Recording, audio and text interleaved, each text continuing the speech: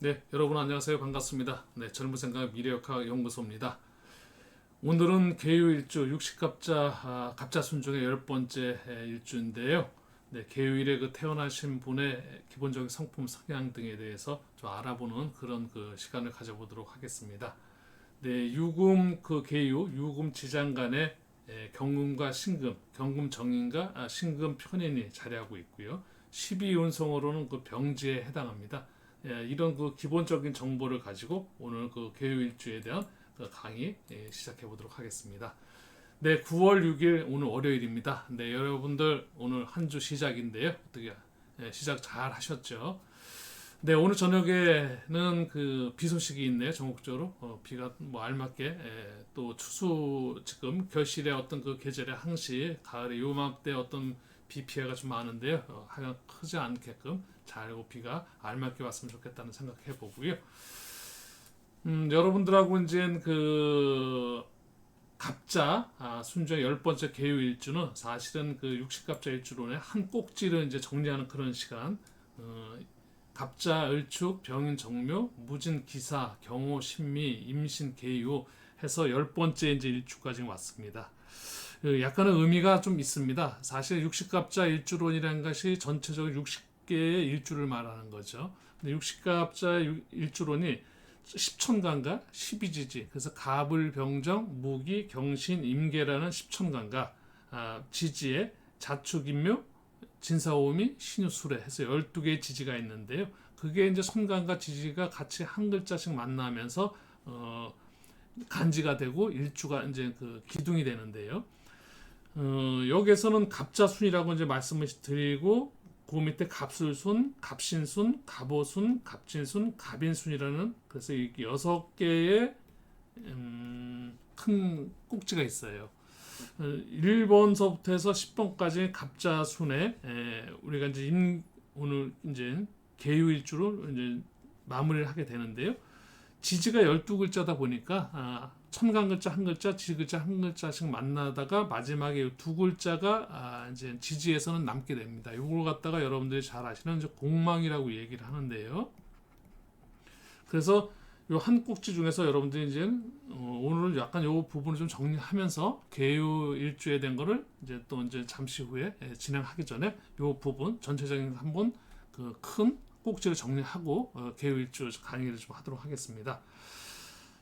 공망이 수레가 공망이 되는 거는 갑자, 을축, 병인, 정묘, 무진, 기사, 경호, 신미, 임신, 개유 하고 남고 지지의 두 글자 수레가 남습니다. 이렇게 해서 수레가 남게 되는데 요거 같은 경우는 여기에서 우리가 이제 좀 배워야 될 부분을 알아야 될 부분들이 있는데 여러 가지가 좀 숨어 있는 60갑자 일주를 왜 공부를 하고 제가 말씀드렸을 때 60갑자 일주는 단순한 일주 공부가 아니라 큰 숲을 보자. 일주 하나하나씩 설명드리고 그렇게 하고 넘어간다면 그건 그냥 나무를 하나하나 나무 보고 그냥 지나가는 건데 그런 식이 아니라 하나하나 나무를 보는 게 아니라 전체적인 큰 숲을 보자는 의미는 지금 제가 말씀드린 이렇게 한 꼭지 꼭지마다 갑자 순에는 어떤 일주의 어떤 이제는 우리가 여기서 꼭 짚고 넘어가야 될 부분들 사주 명리에서 아주 필요한 핵심적인 공부들이 많이 숨어 있습니다. 여기서 이제 우리가 공망이라는 걸 이제 처음으로 다 나온 게 되는데요. 갑자 순에는 수레가 공망이고요. 갑술 순에는 신유가 공망입니다.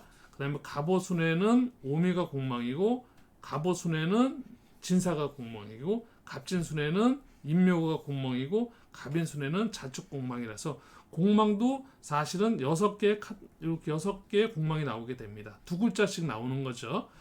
그래서 갑자순에 우리가 이제 첫 번째 공망이 수레라는 공망을 우리가 이제 여기서 보게 되는데 이 수레라는 공망이 어떤 의미가 있냐면 대부분의 우리가 사주 공부를 하다 보면 공망은 비어 있고 망했다라는 어떤 빌공자 그래서 망할 만 그래서 비어 있고 망했다서 굉장히 부정적인 의미를 많이 갖게 되고 그런 식으로 공부를 하게 되고 일부 선생님들도 공망에 대해서 부정적인 부분을 많이 설명을 하시는 분들도 계시고 또 아니면 거의 공망 거의 필요 없다 이렇게 하시는 말씀을 하시는 선생님들도 계시고 저는 이 공망을 그렇게 보지 않고요.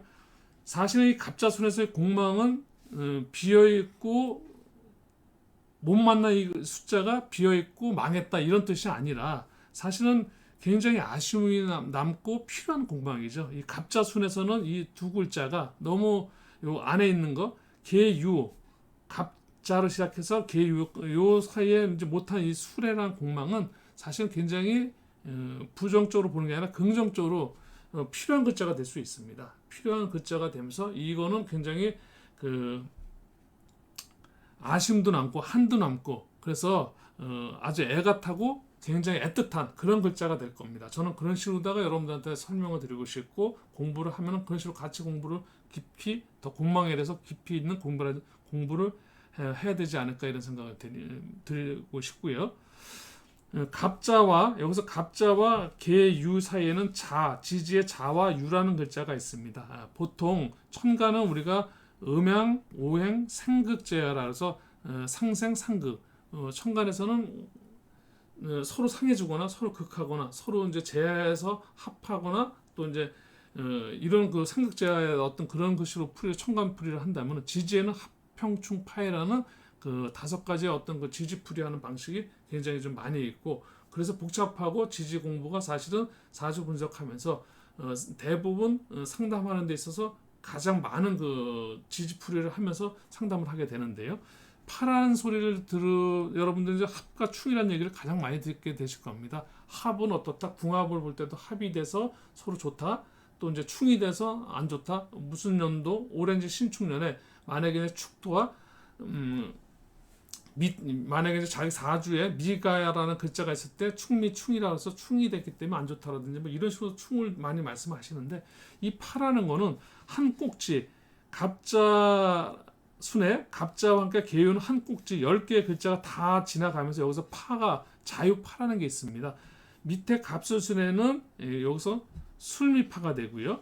또 갑신순에는 신과 신사파 신사파가 되고요.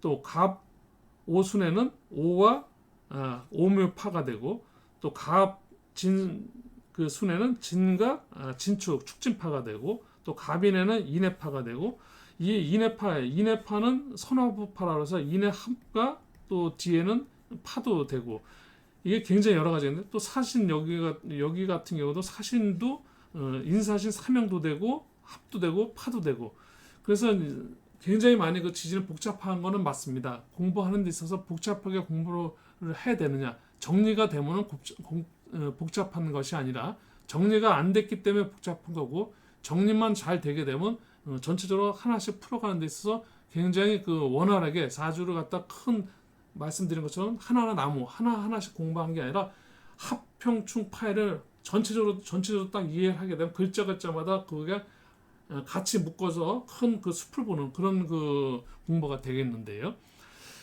갑자순에서 자유파라는 게 있는데요. 자유파라는 거는 이 안에 이제 그 파라는 거는 새로운 시작의 의미를 말합니다. 전체적으로 자에서부터 유란 그 글자가 파를 맡게 되는데 여기서 축, 인묘, 진사, 오미, 신유 이 글자 속에 다 1서부터 시작을 해서 10번째 계유에서 마무리되고 나서 새롭게 시작하는 의미.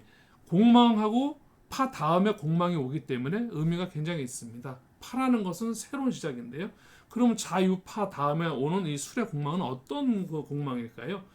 자와 유라는 거는 우리가 여러분들이 사주 공부하시면서 우리가 12운성에서 생지, 왕지, 묘지라는 그 공부를 하게 됩니다. 그래서 인신사해라는 그 생지가 사생지가 있고 또 자오묘유라는 사왕지가 있습니다. 그 다음에 진수충미라는 사묘지가 있는데요. 사묘지, 뭐 고지 뭐 이런 식으로 얘기를 합니다. 그래서 생, 왕, 묘라는 12운성에서 나오는 그 글자를 이해하시면 되실 것 같습니다. 그래서 자유파는 사실은 생왕묘 중에서 자오묘의 왕지파가 됩니다. 그런 파 종류라는 거는 한 꼭지라고 말씀드렸으니까 갑자순에서 왕지파가 나온 거죠. 자와 유의 한 꼭지 파가 여기는 파가 나오는데 무슨 파냐면 왕지파가 되는 겁니다.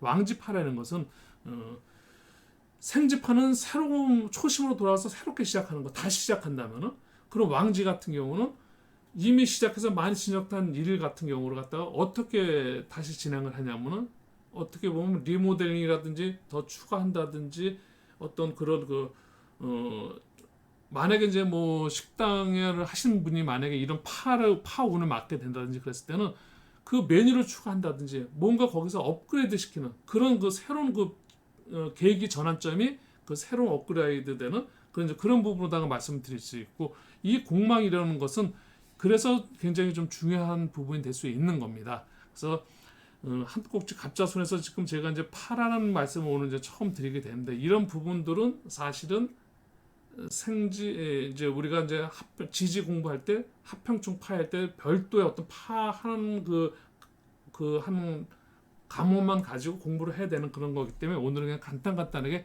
이 정도로만 설명을 좀 드리겠습니다.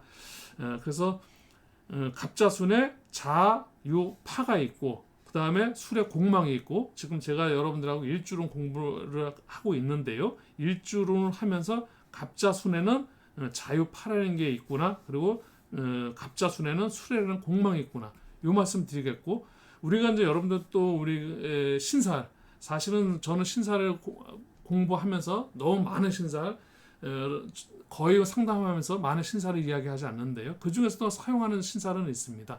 우리가 계백량이라고 해서 계강살, 백골살, 양인살, 요거 부분은 활용을 합니다. 계강, 백호, 양인은 굉장히 강한 이제 일주가 다 계강 일주, 백호 일주, 양인 일주가 있는데요. 일주 간지가 똑같은 거 일주로 그걸 갖다가 일주라고 이야기를 합니다. 그러면 이 지금 여기서 무진이라는 요 일주가 있는데요. 5번째 일주였습니다. 이거는 괴강도 되고 백호도 됩니다. 그러니까 괴강살과 백호살이 되기 때문에 예전에 이제 과거의 명략적인 그 책자에 나오는 그 살이라는 게 붙었지만 지금의 요즘에서 살자는 다 사실 빼야 된다고 생각합니다. 신살이라고 이야기하면 좋은 부분도 있고 안 좋은 부분도 있습니다. 그러니까 뭐든지 우리가 음양을 우리가 제가 말씀드리면서 가장 그 사주명리에서 중요한 부분이 음양 공부인데요. 모든 것은 하나로 다 규결되지 않습니다. 나쁜 것만 있거나 좋은 것만 있거나 하나만 있는 건 절대 그렇지 않습니다. 좋은 부분이 있으면 분명히 거기에 따른 부분에 어떤 그 상대적인 그런 부분이 있고요.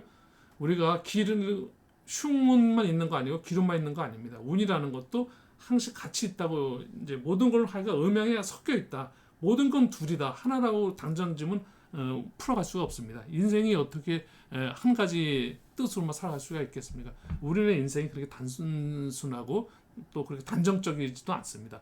결론이 내어져 있는 그런 인생을 살지는 않습니다. 살아가면서 우리는 끊임없이 개선해 나가고 발전해 나가고 또 노력하면서 흉하거나 뭐 때로는 어려운 부분을 헤쳐나가기도 하고요. 또 너무 좋은 일만 계속 있었을 때는 한 번쯤 돌아보면서 한 템포 쉬면서 또 한 번쯤 초심도 한번 생각해보고 어쨌든 그 자중도 하고 이런 것들을 다 겪어가면서 우리가 인생을 펼쳐나가게 되는데요. 그래서 이 무진일주라는 건 백호개강이라는 그 우리가 신살이라는 게 있고요. 또 우리가 여러분들 아시게 되면 조금 아까 제가 생왕묘라고 말씀을 드렸는데요. 여기서 12운성에 대한 그 말씀을 한 말씀 좀 더 드리면, 생왕묘라는 거는 생지, 왕지, 묘지인데요. 생육대, 로강세, 병사묘, 절태항이라고 12단계 그 12운성 중에 생지라는 거는 우리는 예전에 이제 뭐 또 책에 역마살 뭐 역마 이러는데, 이것도 그냥 살자는 사실 뭐든지 신살에서 빼셔야 됩니다. 역마살 그냥 그렇게 말씀하시면 안 돼요. 역마. 그래서 역마살하면은 일단 어감도 안 좋지만 또 역마살하면 안 좋은 이미지도 있습니다. 예전에 우리가 조선 지금부터 2,300년 전 사실 우리나라 역사를 볼 때 조선 시대로 다 돌아가게 되면은 그때는 사실 한 군락 부락 어떻게 보면 지금으로 보게 되면 동네 사신 분들이 사실 10리 뭐 50리 100리 밖으로 이렇게 나가서 이렇게 왔다 갔다 왕래를 하면서 그런 삶을 사는 게 아니라 다 어떻게 보면 시족사회 비슷하게 어떤 그 동네 사시면 거의 그 태어난 곳에서 크게 밖으로 나갈 일 없이 거기서 농사짓고 살아가면서 이제 그렇게 살았기 때문에 많이 떠들이 생활한다는 거, 역마 이제 돌아다니는 그 역마 그 기운이 있다면 당연히 좋지 않게 봤을 겁니다. 하지만 요즘 같은 그 현대 사회에서는 만약에 태어난 고향에서, 제가 수원이라고 말씀을 드렸습니다만은 제가 고향이 수원인데요. 수원에 태어나서 만약에 강원도, 경상도, 뭐 충청도, 전라도 이런 데를 가보지 못하고 뭐 제주도 아니면 또 뭐 일본이라든지 중국 어떤 이렇게까지 나가보지도 못하고 그냥 수원에서만 살다가 죽었다면 아마 굉장히 불행한 삶을, 요즘 세대 사람이 그렇게 산다 그러면 아마 그거를 갖다가 불행하다고 얘기하지 아마 행복하다고 얘기하지 않을 겁니다. 역마라는 것도 또 직업적으로 볼 때 만약에 요즘에는 세계적으로 다 만약 무역을 한다든지 뭐 때 많이 그 돌아다니는 사람들이 크게 장점으로 다 되지 그 단점이라고만 할 수 없기 때문에 예, 그렇습니다. 그래서 생지는 역마라고 얘기하고 또 여러분들 도화라고 얘기해서 도화도 도화살이라고 얘기했었죠. 도화살을 빼고 그냥 도화라고 얘기해야 되고요. 화개살이라는 건 진술충리 생학묘에서 왕지는 도화라고 얘기하는데 이건 도화라고 도화살이 아니라 도화. 또 화개살 진술충리는 또 화개라고 얘기해서 이것도 화개살이 아니라 화개. 이거 역시도 그 역마 도화 화개. 조금 아까 말씀드린 백호 또 괴강 양인. 그럼 지금 6개 정도를 제가 말씀드렸습니다. 이런 부분들은 저도 활용을 합니다. 요거 외에 또 현침살 정도는 현침살이라든지 예를 들어서 또 뭐 기문간살이라는 것도 있습니다. 요 부분도 원진살과 이것도 이제 기문간살, 원진살 이렇게 이제 많이 여러분들 사주 공부하시는 분들 또 아니면 일반인들도 많이 들어보는 그런 말이 되겠는데요. 요런 부분도 사실은 요거까지는 제가 나중에 이제 사주 지금은 일주론 강의를 하고 있지만 이 강의가 이제 맞춰지는 시점에 따라서는 사주풀이라든지 실전 사주풀이라든지 아니면 여러분들하고 실전적인 라이브 방송을 통해서 무료 상담 코너도 이제 진행을 할 수 있고요. 그런 계획도 갖고 있습니다. 그럴 때는 일정 부분 더 정확하게 여러분들한테 Q&A 질문도 받고 답하는 그런 묻고 답하는 그런 시간을 통해서 공부는 조금씩 진도는 좀 깊이 들어가려는 그런 생각을 갖고 있고요. 오늘은 갑자순 10번째 계유일자를 하면서 어쨌든 한 꼭지를 정리하는 그런 시간이다 보니까 제가 이 장에서 요 많은 그 설명을 좀 드리고 있고 시간을 좀 할애하고 있는데요. 무진무술의 괴강이라는 그리고 백호라 이런 것들도 있고요. 또 여기 또 그다음에 신미라는 요 일주는 현침의 일주가 되는데요. 천간의 갑가시는 그 갑 글자는 요걸 좀 지어볼까요?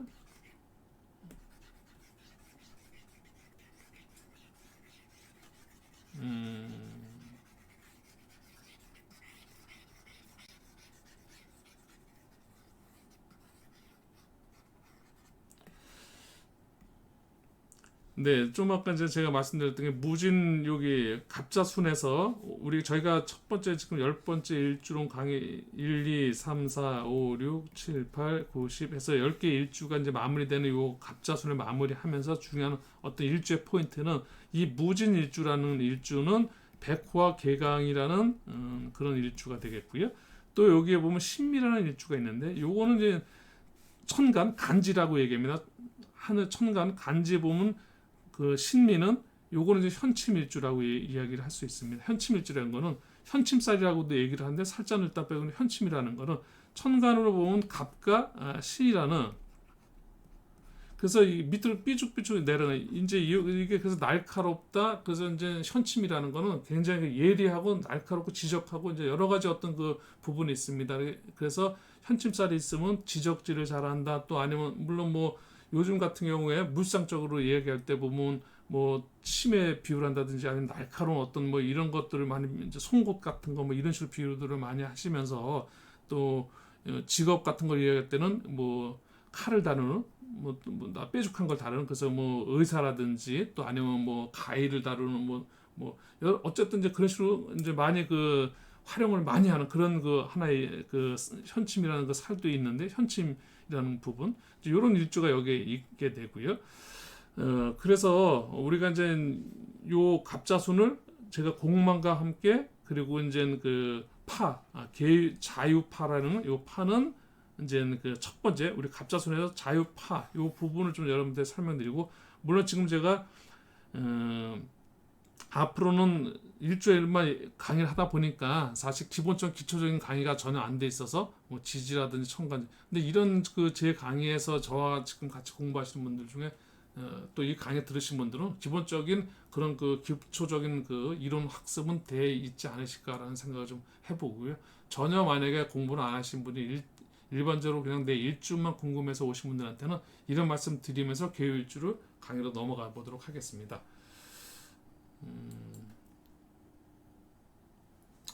이제 우리가 일주는 강이니까요. 이제 지금 제가 말씀 계유 일주가 있고요. 밑에 계미, 계사, 계묘, 계축, 계해라는 게 이렇게 6개의 천간 계에 밑에 지지 6글자가 따라 붙으면서 6개가 있습니다. 그래서 계유까지 왔는데 갑자스도 계유까지 왔고요. 또 이제 이 계미 개가 이제 어쨌든 10번째다 보니까 마지막으로 다 붙게 돼서 60개가 돼 6개잖아요. 그래서 60개의 어떤 그 일주가 나오게 간지가 나오는 거고요. 여기에는 계율적인 의미가 붙어 있습니다. 그래서 봄, 여름, 가을, 겨울 4주와 그 중간중간마다 들어가는 그 토가 이제 그 계절과 계절을 연결시켜주는 그래서 그 양토와 음토가 있는데 이 개는 음양으로 볼 때 글자다 보니까는 미와 축미가 들어와서 6개의 그 간지가 됩니다. 이런 부분을 이제 이해를 좀 계절적인 부분을 좀 이해하셔야 될 것 같고요. 추나 초동 어쨌든 봄, 여름, 가을, 겨울 이 명리학의 근간이 되는 것은 자연학이고 사실은 계절학이라고 말씀드릴 수 있습니다. 애초에 명리학에 나온 것들 글자란 것들은 모든 게 사실 우주적인 부분, 큰 그 명리학의 기본 기촌 토대가 되고 근간이 됐던 그 공부의 원초적인 부분은 하늘과 땅 그리고 사람, 천지인 사상과 함께 사실은 그 우주적인 부분, 목화토금수라는 우리가 오행, 그래서 뭐 해와 달 역이라는 것은 여러분들 이제 역이라는 거는 이거는 이제 역은 우리가 변화라고 얘기하는데요. 이 천간에 있는 두 가지를 보면 이거는 이제 해, 일은 해고요. 이게 이제 달입니다. 그래서 해와 달, 태양과 달의 그 변화, 이 변화를 연구하고 이 연구 속에서 어떤 그 학문적으로다가 이제 발전시켜 온 것이 역입니다. 그래서 역이라는 건 이 변화된 건 해와 달의 어떤 관계, 그러니까 태양과 달. 그래서 우리는 하루로 보게 되면 태양의 영역이죠. 낮밤을 가리는 건 태양의 역할입니다. 그리고 이제 우리가 우리가 살고 있는 지구는 말씀드렸지만 태양 주위를 돌아가는 그 공전을 하고 있고 물론 지구 자체로 스스로 자전을 하면서 공전을 하는 거죠. 우리 지구는 다른 행성과 다르게 우리 지구 주위를 돌아주는 그 달이 공전을 우리 지구로 공전을 하고 있습니다. 그 달이 지구로 공전하면서 우리 조수 간만에 그래서 끌어당기면서 우리 그 밀물 썰물을 좀 이해하시면 될 겁니다. 그래서 지구와 달의 영향으로 해서 우리 물이 밀물도 있고 썰물도 있고 우리 달도 보게 되면 초생달과 우리가 금음달 있죠. 우리 보름달도 있고 이제 이번에 이제 추석 때 우리가 이제 보름달 한가위를 또 맞게 되는데 어쨌든 그런 건 달의 어떤 그 변화소 우리가 이제 이런 거라서 역이라는 것은 해와 달의 어떤 변화를 학문적으로 연구하는 그런 학문이라고 이제 오늘은 간단하게 좀 말씀을 드리고요.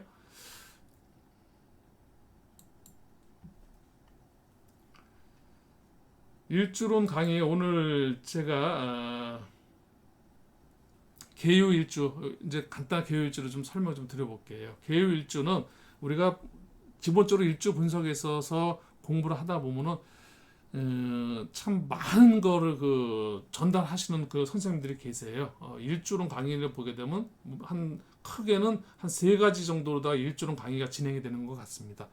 첫 번째 일주론 강의의 어떤 그 구체적인 모습은 전체적인 그 책에 대한 공부의 어떤 이론적인 부분에 굉장히 집중해서 이론 강의가 이제 그 주가 돼서 사실은 한 글자마다 살이라든지 해서 다양한 이론 강의를 풀어가시는 그런 이제 강의가 되는데 일반인들이 이론 강의만 쭉 듣다 보면은 사실은 잘 이해되지 못하고 알지 못하고 거기서 나오는 어떤 용어라든지 용어의 정의가 자체적으로 이해가 안 되다 보니까 굉장히 어렵게 되고 사실은 한번 듣고 그냥 넘어가서 그 일주에 대한 어떤 가슴에 와닿지 않는 이런 부분이 있을 수 있고요.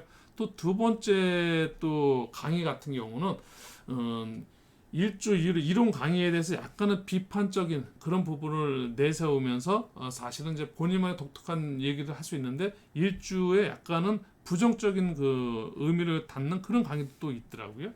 그래서 일주는 4주 전체 한 부분인데 그렇게 크게 중요하지 않다는 식으로 얘기하는데 저는 사주 팔자 여덟 글자 물론 일주 공부는 사주 명리학의 어떤 핵심 꽃이라고 저는 그렇게 생각하는 부분인데 거기에 저하고 정반대되는 그런 강의를 하시는 선생님들도 계시더라고요. 그래서 이 부분의 선생님들하고는 뭐 나중에 뭐 시간이 되면 왜 일주 부분이 그렇게 그 선생님들한테는 그렇게 중요하게 느껴지지 않고 이 부분이 좀 폄하되는지 이제 이런 부분 한번 뭐 기회가 되나 한번 뭐 대화도 좀 한번 해보시고 저 세 번째 같은 저 같은 경우는 이 일주 이론 강의에만 너무 치우지 않고 이론 강의에 대한 어떤 기본적인 건 아주 최소화하면서 그냥 특별하게 일주에서 알 수 있는 그 가장 기본적인 성품 성향 쉽게 해서 뭐 성격 같은 어떤 이런 아주 그 국한돼서 일주니까 나는 누구인가 여기에 대한 물음, 여기에 대한 어떤 물음에 대한 어떤 느낌표, 이 궁금한 걸 알 정도, 요 정도까지의 강에서 끝내자라는 게 저의 기본 취지였습니다. 다만 이런 과정 속에서 이론 강의는 아니지만은 이런 거를 나는 누군가 핵심적인 그 성품 성향을 분석하기는 과정 속에서 이렇게 지금 우리가 보는 십성이들 편인이라는 유금이 금생수죠. 이것도 유금이 개수를 갖다가 생겨 금생수니까 편인입니다. 같은 음음이기 때문에 편인이 되는데요. 이 편인 유금의 천간의 지지가 정인과 편인의 경신이라는 지장간이 있는데요. 요런 거 이제 요것도 사실 월로 보면 월률 분야라 해서 이제 월에 해당되는 그런 내용이지만 어쨌든 지장간으로다 모든 분들이 그렇게 알고 계신데요.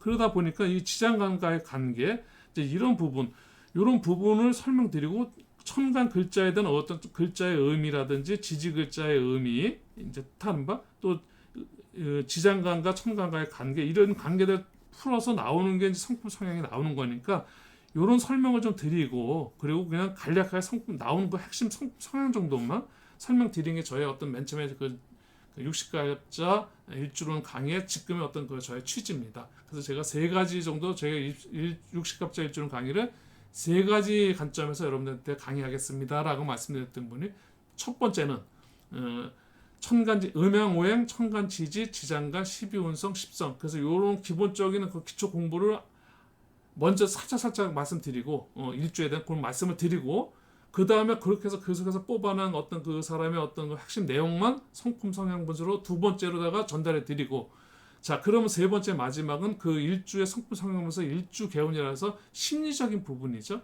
그래서 오행과 십성에서 나눠지는 어떤 심리적인 부분 그래서 우리가 뭐 숫자라든지 색깔이라든지 방이라든지 오성이라든지 이런 부분 어떤 그 오감이라든지 이런 것들이 일주에 따라서 어떤 것들이 가장 그 적합한 어떤 그 심적으로 그 일주한테 필요한 거냐라는 그런 개운법 일주 개운법이라고 해서 이렇게 세 가지 큰 꼭지 세 가지 그 포인트를 가지고 여러분들 강의를 하겠습니다라고 이제 제가 갑자 일주를 시작하면서 말씀을 드렸었는데요. 오면서 이제 여러 가지 지금도 이렇게 말씀을 드리지만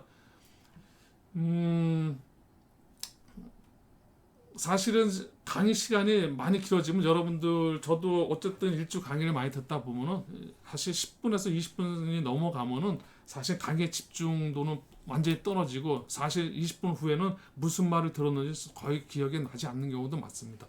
저도 그건 제가 경험담이고 제가 지금 이렇게 강의를 하고 있으면서 20분이 넘는 강의를 지금 계속 하고 있더라고요. 30분도 넘고 뭐 20분, 40분 정도 강의를 왔다 갔다 하고 있는데요. 앞으로 어쨌든 이제 오늘 요 개요 일주에서 한 테마를 끝나면서 다음 강의서부터 20분 안쪽으로 해서 정리할 수 있도록 이제 저는 이제 준비를 하려고 진짜 핵심을 더 좀 잘라서 물론 전하고 싶은 말도 많고 하고 싶은 말도 많지만 많이 말을 한다든지 그 많이 전한다고 해서 다 여러분들한테 전달되는 거라고 하는 거에 대해서는 제가 퀘스천 마크 물음표가 달려지기 때문에 그냥 마음 의욕도 좋지만 그것보다는 그냥 핵심적으로 못 전달 못하는 건 이번에 한 번에 다 전달하는 게 아니니 다음에도 또 전달할 수 있고 그러니까 이번에 내가 할 수 있는 거는 20분 안쪽으로 다 어쨌든 강의는 한 각이는 그렇게 이제 정리를 다음 그 갑술 이제 의뢰 요때 다음 이제 11번부터 20번까지 오는 그 갑술 순에는 이제 그렇게 진행을 하려고 이제 지금 계획을 갖고 있습니다. 네, 그래서 오늘도 지금 개요 일주에 대해서 밑에 이제 그 십성으로 편인과 함께 이제 지장간에 정인 편인이 있고 또 이제 십이운성은 병지가 되는데요. 요거 이제 그래서 일주론에 대한 어떤 그 기본적인 성품 분석을 하기 위해서는 천간에 대한 글자의 뜻이 이해가 돼야 될 거고 지지의 글자에 대한 뜻이 이해되고 또 이제 십성이 이제 그럼으로써 천간과 지지에 대한 어떤 십성 관계가 이제 나오게 되고 또 유금에 대한 어떤 이제 지지에 대한 어떤 지장간에 대한 풀이를 같이 보면서 그리고 이 일주의 어떤 그 십이운성적인 부분은 너무나 보편화되어 있고 지금은 십이운성을 설명 안 드리면서 사주상담하기가 쉽지 않습니다. 모든 분들이 상담을 한 번만 하시는 분들이 아니라 여러 군데의 어떤 상담을 받다 보면 다 언급을 하게 되고 물론 그러다 보니까 이거는 이제는 피해갈 수 없는 12연성은 다 여러분들이 많이 아시게 되고 그래서 거기에 대한 것까지 같이 겸해서 성품 성향 분석을 이제 뽑아내서 전달하는 이런 게 되겠습니다.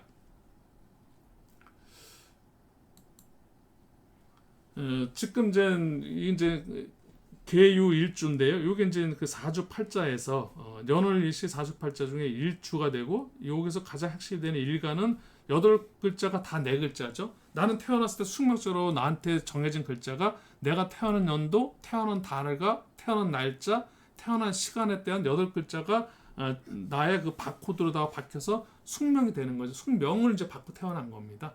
이제 이거는 바꿀 수 없는 내가 다시 어머니 뱃속에 들어가서 다시 나오기 전에는 절대 바꿀 수 없는 나의 그냥 그 딱 고정된 이거는 이제 고정값이 된 나의 글자가 되는데 이 고정값 글자를 갖다가 뭔가 기준을 정해자고 한 게 일이 일간이 되는데 여러분들 우리가 1년마다 우리 생일이라고 얘기하잖아요.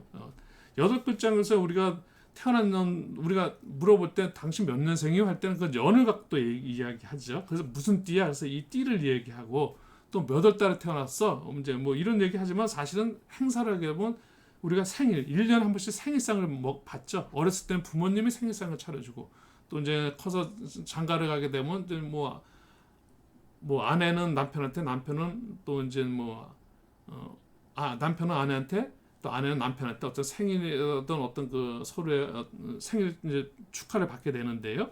또 우리가 이제 나이 먹고 되게 되면 요즘엔 육수는 한갑이라는 잔치가 없었지만 육식갑자로 인해서 예전에는 육식갑자가 아주 큰 행사였었죠. 지금은 칠순도 거의 지금 잘 안 하시고 팔순장치 이 정도로 이제 어쨌든 이제 우리의 그 수명이 많이 길어지면서 우리 어떤 그 전통적인 어떤 그 많은 어떤 변화를 겪고 있는 거죠.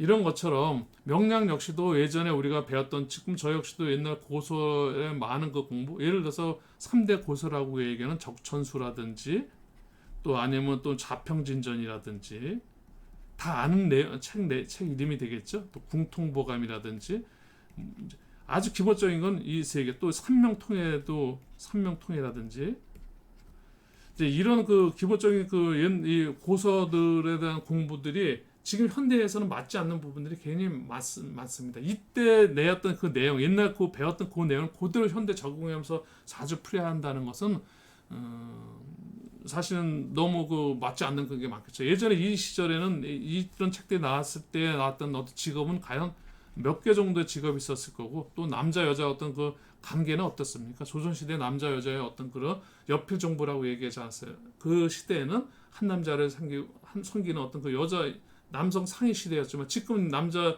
여권 신장에 대해서 예래 남자와 여자는 평등하면서 예래 이제 여권 신장이 더 남자보다 더 큰 역할도 할 수 있는 그런 그 세상을 많이 변했기 때문에 거기에 맞춰서 명리 학자라면 나름대로 변화를 추가해야 되는데 다만 하나 아쉬운 점은 예전에 책 내용 중에 공부하는데 어렵고 한자도 어렵고 너무 어려운 내용들이 있다 보니까 물상 위주로다가 최근에 와서 명리 공부가 사실은 물상 위주로 공부가 돼서 물상이라는 것이 우리가 목화토금수 오행을 놓고 얘기할 때 목은 나무다, 화는 불이다, 금은 쓰이다, 이런 식이고 이제 수는 물이다.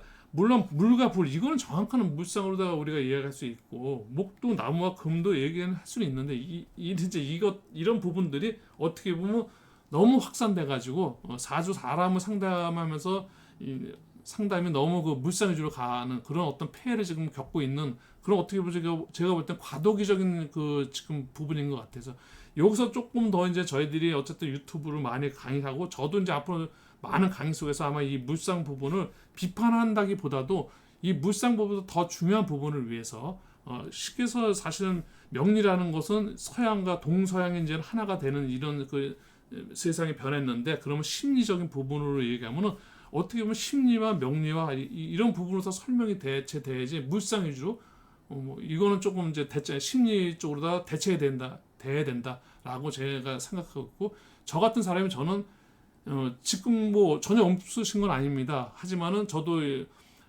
더 앞으로 많은 분들이 아마 이제 앞으로 명리와 심리를 같이 결합해서 이제 앞으로 아마 이런 식으로 강의가 많이 젊은 친구들을 비롯해서 공부하신 분들이 많이 나오고, 많이 이제 그런 식으로다가 인터넷에서 유튜브에서도 많이 이제 그 강의들이 많이 올라올 거라고 저는 그렇게 생각하고 있습니다.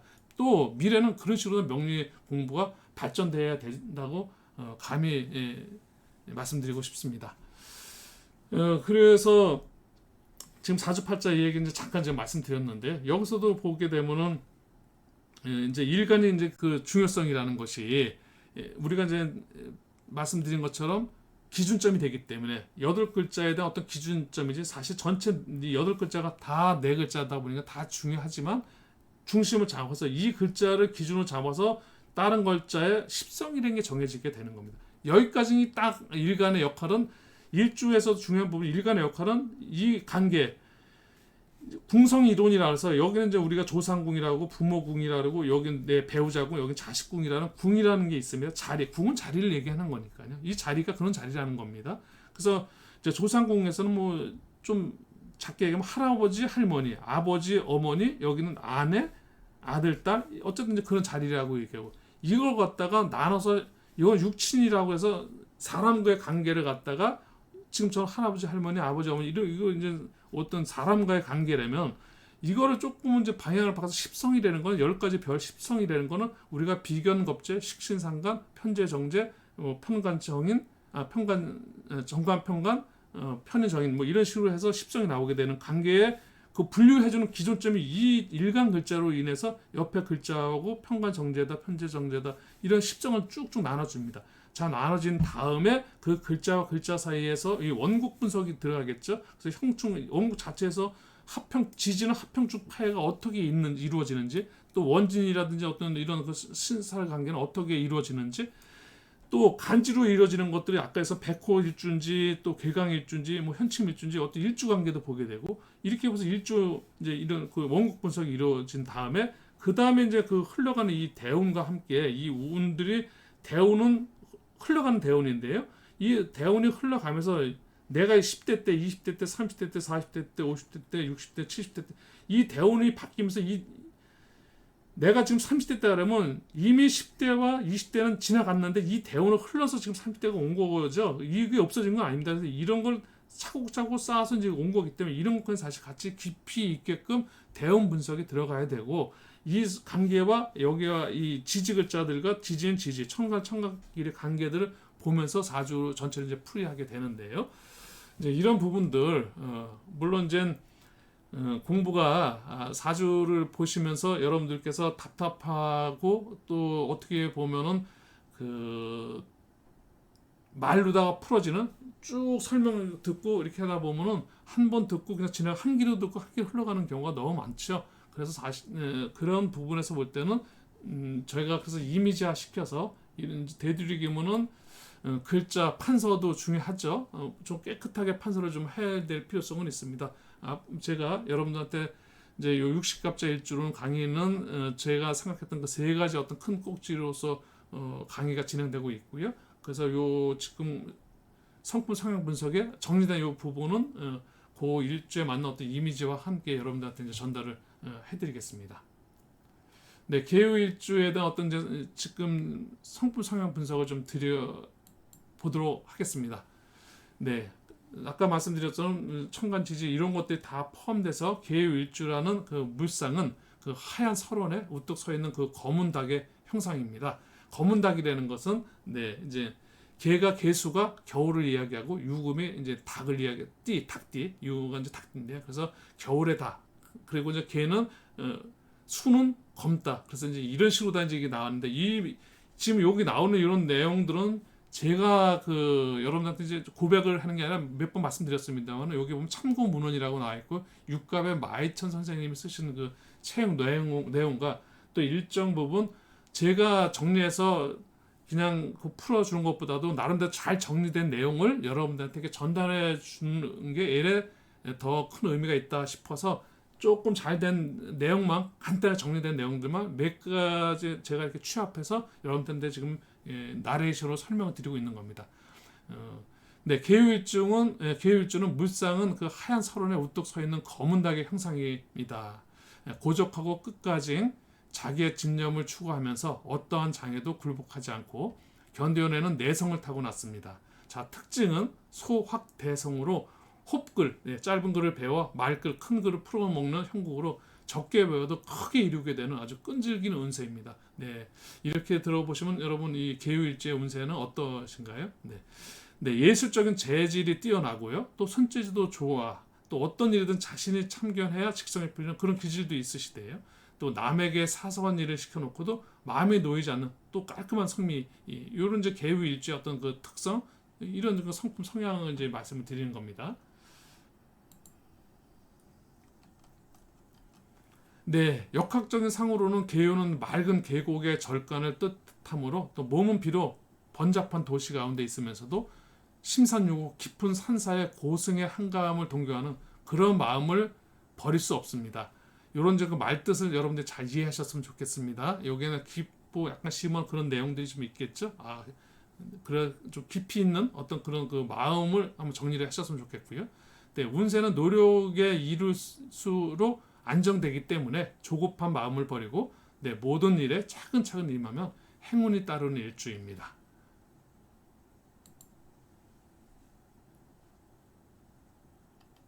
네, 오행상으로 계유일주는 정서쪽에서 북쪽 맨 끝에 위치하므로 초교울에 해당합니다. 오행상으로는 계유일주가 서쪽에서 북쪽 맨 끝에 위치하는 초교울에 해당하는데요. 따라서 그 성격은 얼음처럼 좀 차가움도 있고 성격이 좀 얼음처럼 차가움도 있고 이것은 마음이 항상 동요하고 있음을 말하는 것이며 이와 같은 마음이 자신의 마음을 진정시킬 수 있는 어떤 신학적 믿음과 부단한 수행이 좀 필요한 일주입니다. 라고 해서 이렇게 이제 계유일지에 대한 성품 성향 분석 제가 마이친 선생님의 육갑에 대한 어떤 책 내용 중에 일정 부분을 좀 발췌했고 또 이제 지금 제가 또 한 그 책을 조금 참고하는 책이 내용이 이제 그 60갑자에 보게 되면은 또 이제 사주팔자라는 일부 또 노병환 선생님이 이제 쓰신 60갑자 사주팔자 요 책 내용도 일부분 또 이제 이렇게 편집해서 같이 이제 이렇게 여러분들한테 전하고 있습니다. 네, 그래서 지금 이제 일주 성품 성분 분석 말씀드렸고요. 이 상품 성분 분석을 하기 위해서 음양 오행 천간 지지 지장간 12운성이라는 이런 그 기본적인 어떤 분석 하에서 그 성품 성향 분석이 최종적으로 나왔다는 거 그렇게 이해하시면 되고 그래서 그런 분석을 하기 위해서는 최소한의 천간과 오행, 음양, 또 뭐 지장간, 12운성 이제 뭐 이런 것들이 다 같이 중요한 부분, 지지의 중요성, 천간의 중요 이런 부분들이 다 함께 잘 어우러져서 그렇게 성분 성향 분석을 하나의 그 글로 다 만들어냈다라고 이제 이해하시고 그런 글로 여러분들한테 계유일지는 이런 사람입니다라고 이제 전달한 겁니다. 이렇게 이제 이해해 주시면 되실 것 같고요. 네, 그리고 이제 마지막으로 세 번째죠. 첫 번째 이제 그 제가 말씀드린 것처럼 이제 천간지지 음양 이런 것들을 근거해서 아까 성품 성향 분석이 나왔다면은 이제 일주개요법이라고 얘기해서 말씀드린 것처럼 계유라는 그 일주인데 여기에 보게 되면 정민년, 임자월, 계유일, 무오시의 사주 명식이 있는데요.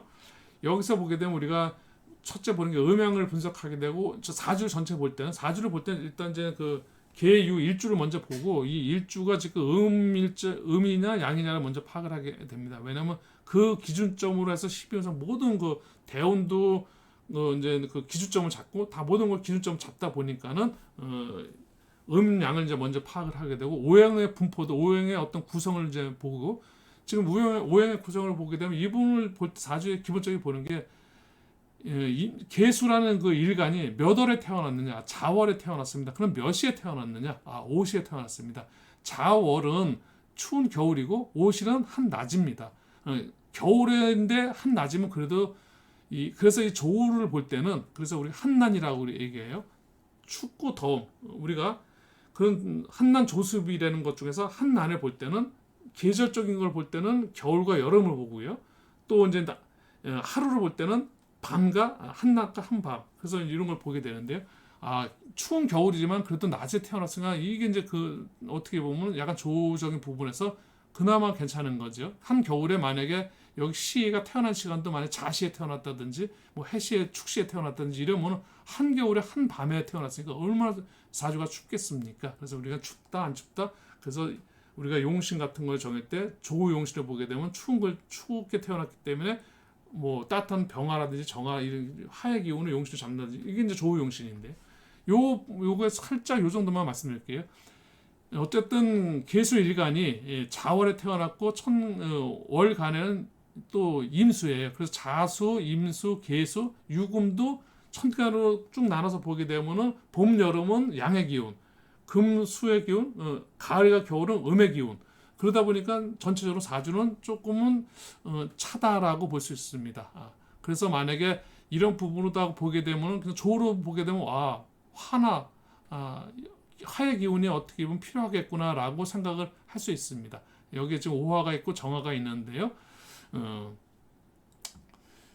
그리고 또 이제 우리가 억부용신을 보게 되면 신강신약을 놓게 보게 되면 강하냐. 그래서 우리가 비견겁제 편입까지 해서 인비 인성과 비견겁제의 어떤 걸 보게 되면 지금 여기에 보게 되면 겁제 비견이 네 글자인데 월지는 조금 더 강하게 봐서 이거는 조금 왕하기 때문에 그렇다면 억부 눌러줘야 돼요. 강한 건 눌러준다. 그러다 보면 수를 눌러주는 건 토국수. 그래서 토가 그럼 여기도 무토가 있는데 그럼 토가 또 억부용신으로 보게 되면 토가 용신이고 조용신으로 보게 되면 화가 용신이고 지금 여기 이 사주 명신을 보게 되면 화토가 용신과 희신이 어쨌든 용신을 토로 볼 수도 있고 정화로 볼 수도 있고 어쨌든 이제 이런 식으로 분석을 볼 수 있고요. 이런 부분을 가지고 사주를 보고 필요한 그 화가 필요하면 이분은 화가 필요하니까 여기에 보면 목화토금 중에서 화라는 난 여름 요게 이제 개운을 하게 되면 이쪽에 갖고 이제 설명을 드릴 수 있습니다. 만약에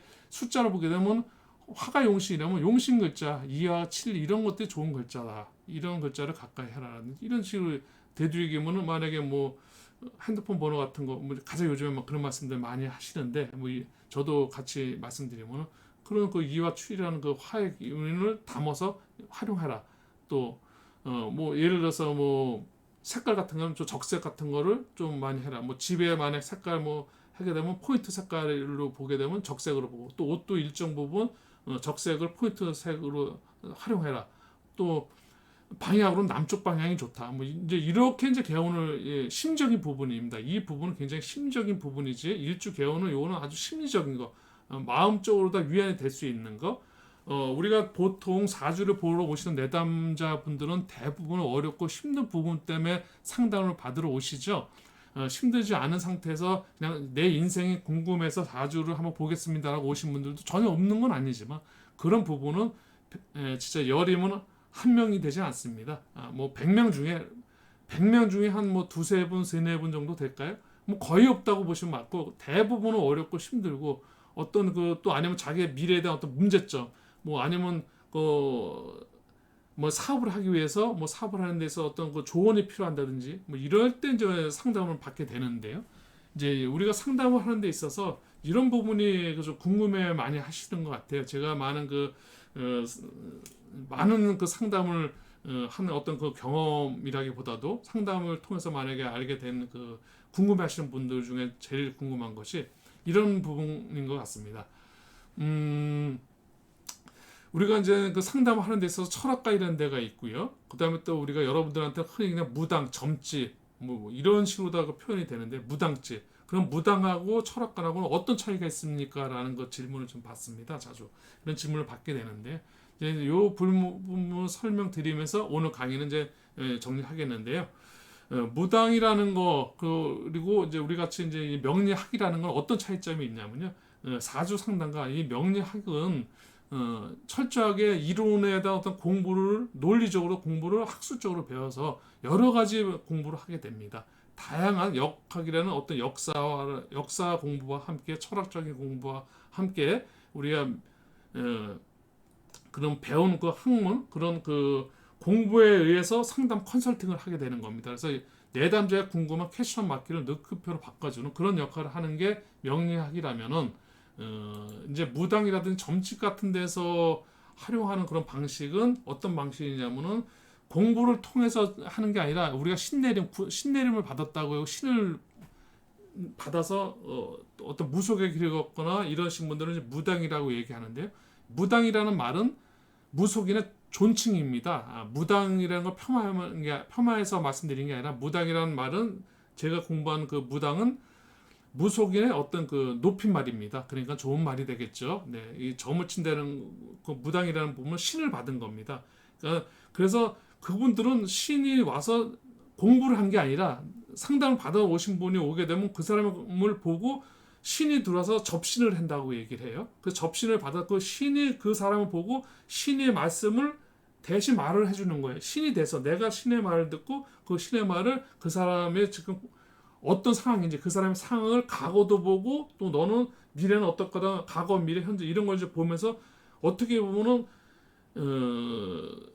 신의 영역으로 들어간 거죠. 이제 그런데 이제 그 무당이라는 그 무속인들께서도 이 명리학 공부를 하신 분들도 계세요. 최근에 와서는 많이들 공부를 하시더라고요. 하시는 이유 중에 하나가 이 접신이라는 게 그냥 어느 때도 그냥 무조건 신이 들어오는 게 아니라 접신이 잘 될 때도 있고 어떤 때 접신이 좀 덜 때도 있고 이것도 들쑥날쑥 하신가 봐요. 그러다 보니까 단순하게 명리공 이제 사주로 뭐 판단을 뭐 궁합이라든지 간단하게 이런 걸 상담하기 위해서는 공부점의 필요성을 많이 느끼시는 것 같더라고요. 그래서 요즘에는 무당 이제 이런 그 직업 이런 그 역술인 중에서도 많이 그런 공부들을 하시고 요즘에 유튜브에서도 보시게 되면 많이 어떤 명리학적인 그런 대화 얘기를 많이 하시고 그런 쪽으로다가 그 강의들도 많이 올리시고 계시더라고요. 그러니까 그만큼 이제는 신과 어떤 그 사람과의 어떤 영역이 이제 뭐 많이 영역이 이제 왔다 갔다 하는데 사실은 저는 그 신이 없다라고 이렇게 단정해서 말씀드릴 수는 없습니다. 신의 영역도 분명히 우리들이 인정할 부분은 인정해야 된다고 생각하고요. 또 우리 명리학자들은 또 공부를 더 깊이 해서 신을 받아들이는 그런 그 영적인 거는 좀 부족할 수 있잖아요. 학문적으로 더 공부를 좀 많이 하셔서 심리학과 같이 공부를 좀 깊이 하셔서 내담자들의 어떤 그 궁금한 부분들 또 그분들의 어떤 그런 그 너무 결정론적으로다가 좋다 나쁘다 어떤 그 극단적인 어떤 그런 그 상담이 아니라 미래에 대해서 물론 안 좋은 점이 있을 수 있으면 거기다가 어떤 해결책이나 어떤 솔루션을 제기해주고 또 좋은 점은 더 확장해서 더 좋은 점을 크게 발현시킬 수 있도록 좀 안내해주고 이런 식의 역할이 필요하지 않을까라고 생각을 해봅니다. 네, 오늘은 60갑자 일주로 한 그 꼭지를 좀 정리하는 그런 그 시간이었고요. 개요일주로 마지막으로 갑자순 10개 그 한 그 꼭지를 이제 정리를 했습니다. 이제 다음 이제 시간에는 갑술 일주로 여러분들을 좀 찾아뵙고 또 이제 강의를 좀 시작해 보도록 하겠습니다. 오늘도 장시간 여러분들 함께 이렇게 해주셔서 감사드리고요. 여러분들 앞날에 행운이 쭉 같이 하기를 기원해 드리겠습니다. 젊은 생각의 구독은 사랑이고요. 좋아요는 응원입니다. 네, 대단히 감사했고요. 앞으로도 계속해서 더 열심히 노력해서 좋은 강의로 여러분들 찾아뵐 수 있도록 그렇게 노력하겠습니다. 네, 대단히 감사했습니다.